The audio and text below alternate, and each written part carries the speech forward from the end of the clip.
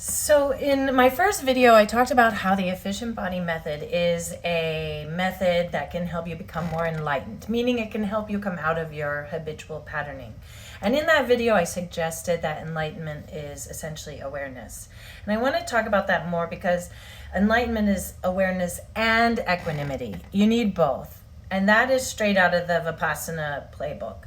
But awareness and equanimity. So I went to a meditation retreat once, and on the way back, this woman was talking about it. I just loved her approach, where she was talking about how she knows people in her life who have more awareness and less equanimity. And that is me 2000%. So I'm aware of everything and I feel everything, but I just can't always control my reactions. So sometimes I still get angry, or I indulge in ways that I wish I had more control to not indulge in that way. So there we are. So there are people like that, in life. And then there's people who are really equanimous. So they have fantastic equanimity. Perhaps they have strict routines and they're disciplined, or maybe in emotional situations they stay calm and they maintain their wisdom and they treat people really respectfully. I mean, all of that is an expression of equanimity. So she's talking about how some people in her life she feels like have a ton of equanimity but less awareness. So those people might have their life like strict routine, tight control over their life.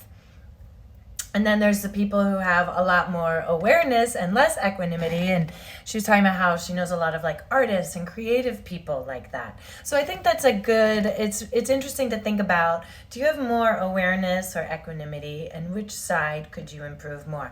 Now, I think that this method, the efficient body method, is great to develop both, because you need awareness to know how is your body moving in space, and then you can use these 4 principles to make a choice about how you're moving, and that's equanimity, because you are controlling, you're making a conscious choice for how you are reacting.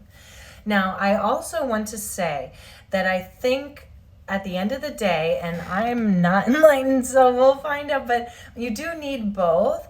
But I think that equanimity can take you all the way home, because I have a sister, she's a born-again Christian, super, super loving. This woman has so much compassion and care for everyone in her life, and she's the sweetest soul.